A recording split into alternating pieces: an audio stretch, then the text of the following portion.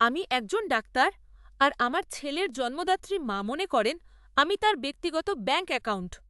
আমার স্বামী এবং আমার সাথে আমাদের ১৫ বছর বয়সী ছেলের জন্মদাত্রী মা মেরির সম্পর্ক বেশ খোলাখুলি। তিনি সারা জীবন অনেক লজাই করেছেন এবং চরম দারিদ্র্যের মধ্যে বাস করেন।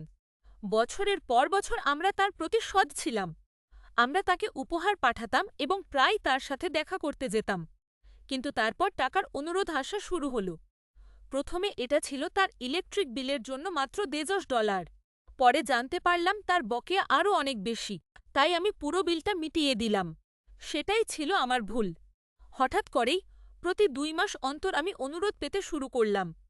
আমরা মাসে $৫০ একটি ভাতা দেওয়ার চেষ্টা করলাম, কিন্তু তিনি অগ্রিম টাকা চাইতে শুরু করলেন। শেষ পর্যন্ত আমরা তাকে জানালাম যে আমরা আর টাকা দিতে পারছি না, কারণ এতে আমাদের সম্পর্কের ক্ষতি হচ্ছে। এটা কিছুদিনের জন্য কাজ করেছিল, কিন্তু এখন টেক্সট মেসেজগুলো আবার ফিরে এসেছে। উবারের জন্য $১০, জলের জন্য ২০, ওষুধের জন্য ১৫। এখন তিনি দিনের মাঝখানে আমাকে মেসেজ করে এমন সব অ্যাপয়েন্টমেন্টের জন্য টাকা দাবি করছেন যা আর ৩০ মিনিটের মধ্যে শুরু হয়ে যাবে।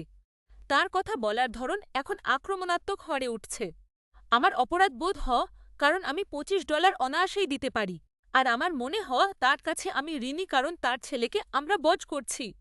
কিন্তু এখন আমার মনে হচ্ছে আমি তার বন্ধু নই, বরং একজন জীবন্ত এটিএম মেশিন।